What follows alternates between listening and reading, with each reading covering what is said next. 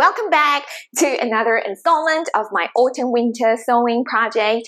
Today we are making an accessory piece. We are making a sleeveless, fully lined vest. Hi, my name is Gwen and this is my sewing and DIY channel. Welcome to my autumn-winter capsule sewing project. I'm working on making an autumn-winter capsule using pieces that I already own in my current wardrobe and sewing pieces to complement them so I can create a capsule wardrobe with those two things together. And so far for my autumn-winter capsule, I have made a floral blouse, a half circle skirt, a detachable bib to add to the half circle skirt to make a pinafore dress, a corduroy jumper, and and today I'm making a sleeveless, fully lined vest, which will really help me to layer for the colder weather and to create more looks with what I already have. So in this video, I'll be showing you my process of drafting the vest from a bodice sloper that I have, sewing the vest together, and at the end of the video, I'll also be sharing my final two autumn-winter capsule sewing projects. I'm really excited. We're close to the end, and I can't wait to put everything together and show you how it all looks. And before we move on to the project, I just want to say that I'm so excited that I finally got a lapel microphone, which means that this audio quality is probably significantly better than all the other videos from before, which is I don't know how many. I hope you're enjoying the better audio quality. It means that regardless of where I'm standing, like here, or here, or here, or here, the audio quality is the same. So let me know what you think about the audio quality and let's move on to the project. Before I start talking about the drafting process for this vest, I also want to spend a little bit of time to talk about the inspiration behind the design of this vest. So my autumn-winter capsule is very much 70s oriented, and the design of this dress is from a couple of fashion scans and sewing pattern illustrations from the 70s. The key design features of this vest is that it's sleeveless, it's self-lined, it's got a deep V neckline, and it's got tips at the bottom of the front of the vest.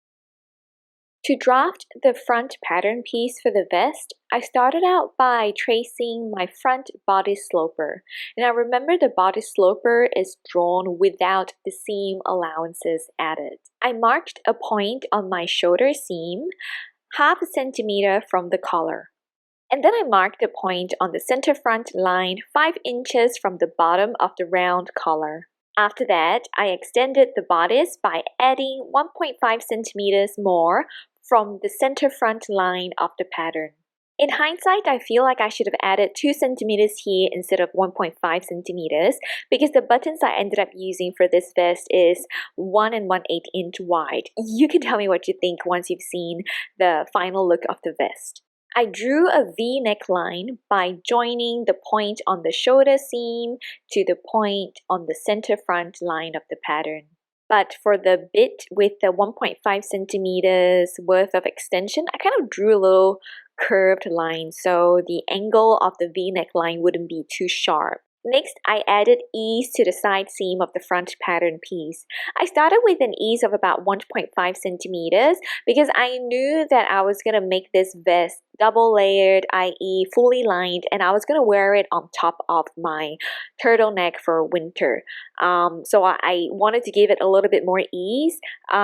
But I was afraid that 1.5 centimeters would end up being too much at the end of it, and so I changed it to half an inch instead. After that, I took in the shoulder seam a little bit more by drawing a point half a centimeter from the armhole. With the help of that new point on the shoulder seam and the ease in the side seam, I used a French curve ruler to draw a new armhole. And then I remembered that I was going to add some tips to the bottom of the front vest. And so I traced out my half hip bodice sloper.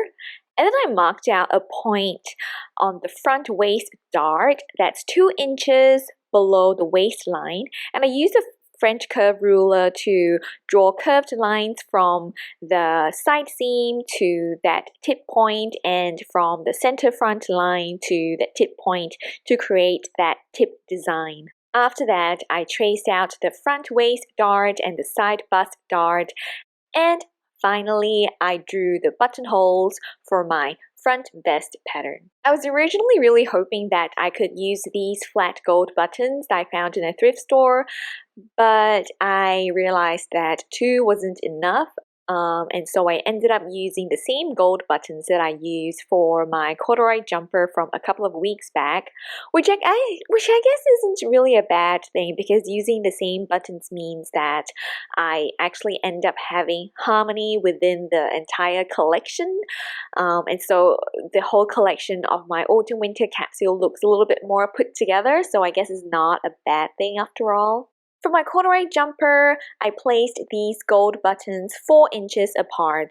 But since this vest is a smaller garment in the sense that it's shorter, I decided to place these gold buttons 3 inches apart instead.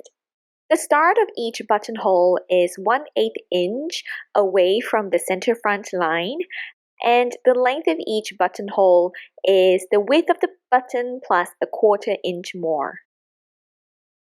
Drafting the back pattern piece for the vest was a little bit more straightforward. I added 1/2 inch of ease next to the side seam, and I took in the shoulder seam by 1/2 centimeter on each side, just like the front pattern piece. And using the new shoulder points and a French curve ruler, I drew a new armhole line and a new back neckline. I decided to keep the hemline of the back of the vest a little simpler, so it's basically just a horizontal waistline, and I also traced out my back waist dart and the center back line from the bodice sloper without any changes. As with most of my sewing projects here, the notes on drafting this pattern will be available on my blog for your reference at your own time as well. Before using the paper pattern to cut the fabric, I cut out the paper pattern and checked to make sure that the shoulder seams and the side seams of both the front and back pattern pieces match.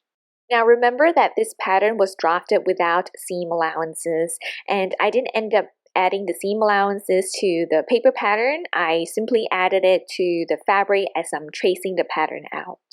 The fabric that I'm using for this project is a thrifted queen-sized bed sheet that's so big that I actually had to cut out just a small chunk of it so that it's easier for me to cut the pattern pieces out on my cutting table.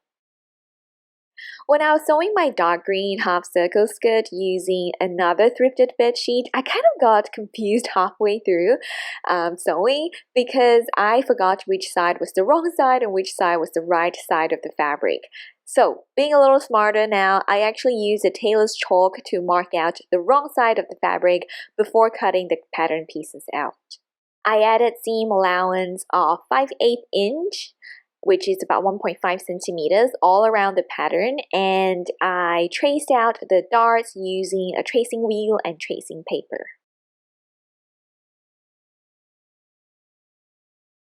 I repeated this same process of marking out the seam allowance and tracing the darts for the back pattern piece of the vest, and I cut a total of 2 pieces of the back pattern on the fold, one for the lining and one as the main fabric, and I also cut 4 pieces of the front pattern for the vest, 2 for the lining and 2 for the exterior of the vest.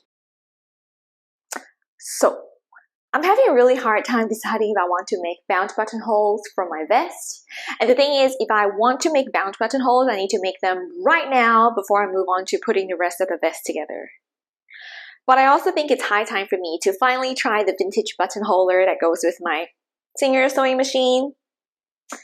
And so I think this project is the opportunity for me to do that. And so that's what I'm going to do. I am kind of apprehensive about it because I don't like changing routines and it just seems kind of clunky and scary to use. So we'll see how that goes. Moving on to the sewing process for my self-lined sleeveless vest. First, I sewed the darts of both the front and back pieces of my vest. When sewing darts, I start from the widest point and end at the sharpest point of each dart. I leave a long tail of thread on each end and secure the stitches where the sharpest point of the dart is by tying a single overhand knot. Here is the back of the vest with the shoulder darts and the waist darts sewn. And here is the front of the vest with the side bust darts and the waist darts sewn. Next, I pinned the front and the back pieces together along the shoulder seams. And then before sewing the front and back pieces together along the shoulder seams, I kind of felt like I would end up with quite a bit of bulk where the darts are because this is a double layered vest. So I decided to trim the darts and open the seams up with an iron so that the bulk would be reduced in those areas. And then I sewed the front and back pieces right sides together along the shoulder darts with my sewing machine. I did this for both the lining pieces and the main pieces of the vest. After sewing the front and back pieces along the shoulder seams, you should have 2 layers of the vest that looks like this. But since I'm using the same fabric for the lining and the main layer, they kind of look the same in this video. Next, I pinned the lining and the main layer of the vest right sides together. I started off by matching both layers along the shoulder seams, and then I also took time to make sure that both layers align along the pointed tips on the front and along the back waistline of the vest. I sewed the 2 layers together along all the edges except for the side seams. I sewed them together along the armholes first, then the front, the V neckline, the neckline along the back, and finally the back waistline. Before turning the vest inside out, I clipped all the curved seams along the armholes and the back neckline so that these curved seams would turn out smooth and flat later. There's also quite a bit of bulk along the shoulder seams because it's about 2, 4, 6, 8 layers of fabric together. So to reduce bulk, I cut off 1 layer of each end of the shoulder seams. I also snipped off all the pointed tips of the vest, specifically the tips on the bottom front of the vest, the bottom of the center front of the vest, and the bottom of the V neckline. I should have done this right before sewing anything at all, but here I am adding interfacing to the lining layer on the right side of the vest, just so that when I'm sewing the buttonholes later, I can actually have a little bit more stability in the fabric. And next, I turned the vest inside out.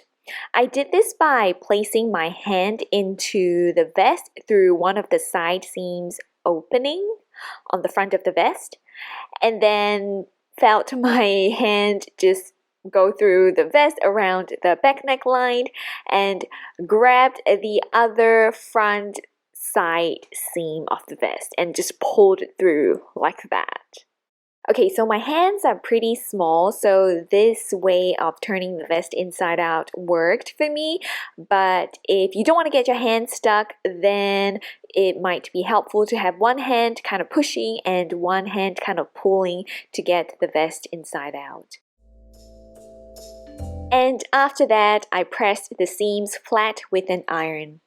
There were parts of the vest that didn't turn out sharp or flat as I wanted them to, so I had to turn out parts of the wrong side of the vest out again to trim the seam allowance a little bit more.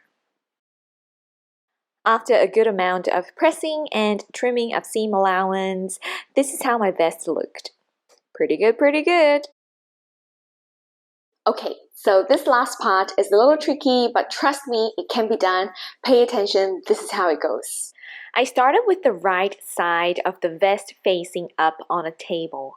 Then I flipped the left front piece of the vest to the back and marked crosses on the right sides of the vest along the side seams. These crosses acted as a visual guide for me to remember which sides were supposed to be the right sides, because sewing 4 layers together in the later step gets a little confusing. Next, I took my hand and placed it through the back side seam on the other end of the vest and pushed my hand through the back of the vest, grabbed that side seams with the crosses and pulled it through the back of the vest. Pulling and holding on, don't let go. And now you should have 4 layers of the side seams in your hand. Make sure the crosses are meeting right sides together, and when you pin the side seams together, you should get a circle that looks like this. Sew along this circle. Take your time and make sure you're not sewing more than 2 layers together by accident. After sewing, pull the right side of the vest out again, and you should get 1 completed side seam of your vest for both the main layer and the lining layer. You might see a little bit of kink in my side seam here. I did unpick the stitches and did it better the second time round. And just like before, I also had to turn the vest wrong side out again to trim the seam allowance a little bit more to help the side seam lay flat, especially along the underarms. Now the next part is even more complicated than the step before, so I'll try my best to explain it. Start with the vest right side out like this. We're going to be sewing the other side seam that we haven't sewn. Take the lining layers and pin them together along the side seam.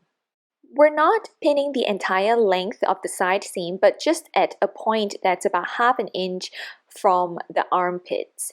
So we're going to start by sewing from this point where the pin is, going towards the armpits and then going towards the main layers along the side seam, and keep doing this, keep sewing along like this until you get to a point where you can't sew anymore. There's going to be a gap in the lining layer along the side seams, and that's going to be sealed with some hand sewing. I had to do this really slowly on the sewing machine. I had to stop every 20 stitches or so just so I could adjust the vest fabric and make sure that the edges of the side seams were aligned. After sewing, the right side of the vest will look like this, and there's a big gap along the side seam on the inside of the vest. Just like before, I clipped the curved edges and trimmed the seam allowance so that the side seam would lay nice and flat. I hand sewed the side seam closed by using an invisible slip stitch, and then I top stitched all along the front of the vest, the back of the vest, and along the armholes. After top stitching, the edges of the vest looks like this, and I then marked out the buttonholes to get ready for the exciting part, which is using my vintage buttonholer. I got this vintage buttonholer off eBay, and I've been putting off trying it for the longest time for some reason, mostly because I have this mental block when it comes to trying something that I perceive as different and maybe difficult. So the buttonholer is definitely bulky, and it was a little tricky for me to set it up on my machine, but probably because it was just my first time using it. And as with so many things in the past, once I actually got started, it wasn't that bad, and the buttonholes really just came out without any issues at all. And if you're curious, this is how it sounds.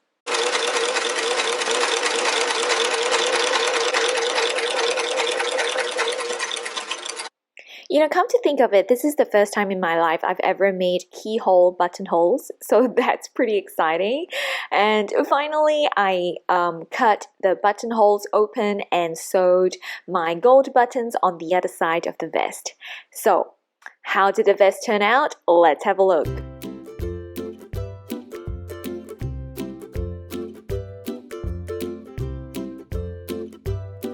Economy class, this way please. Da, da, da, da, da, da, da, da, da. Bum, bum, bum, bum, bum, bum, bum, bum, bum. So honestly, when I first finished this vest and put it on in front of the mirror, I kind of thought it was a miss because I just didn't feel like it's cute or cool or anything like that.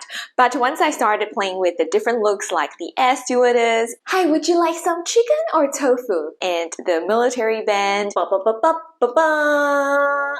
I started feeling like, oh, this is actually kind of fun. I'm loving it. And also, I think it's uncool to be overly critical of myself. That's something that I'm trying to work through. And so yeah, I tried a new style. I tried sewing a garment that I've never sewn before. I tried a vintage buttonholer finally, and that was pretty fun. So I guess all in all, this project wasn't quite a miss. It's actually quite a few wins that I actually achieved through this project. So pat on my own back. If and when I make this vest again, I'll definitely make the shoulder seams narrower, and I want to have the armholes cut in a little bit more. But I definitely want to keep these tips because I think they're super cute.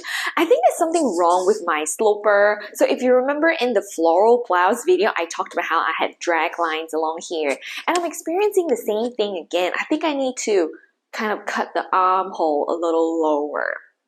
We'll see. I probably need to spend some time to refit my body sloper in January next year. And now that I'm having so much fun, I'm thinking about using the remnant of my forest green bedsheet to make another vest that looks like this with the buttons going across horizontally. And I think I'll be able to use the original gold buttons that I wanted to use for this vest at the start of the video. And with this project done, I am another step closer to finishing my autumn-winter capsule sewing project. I have just 2 more projects to work through before I call the whole collection complete. The next thing that I'll be working on is a newsboy cap / beret accessory piece.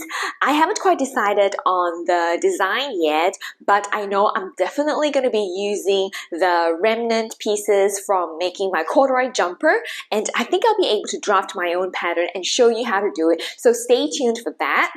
The final project will be my holiday dress. I've been making something for the holiday season for about 3 to 4 years in a row now, and it's a nice kind of a tradition, like personal tradition that I have. It helps me to just mark the end of my creative endeavors for the year, because usually after that I kind of just take a break and tie up some loose ends and things like that. And so if you like the sound of what's coming up next on my channel, please subscribe to my channel. If you have enjoyed this video, please give this video a thumbs up and leave a comment to let me know what to think about this vest. I will keep you updated on whether I actually end up making that dark green version of the vest. I guess that's all, and I will see you again in the next video. Bye! Economy class, this way please.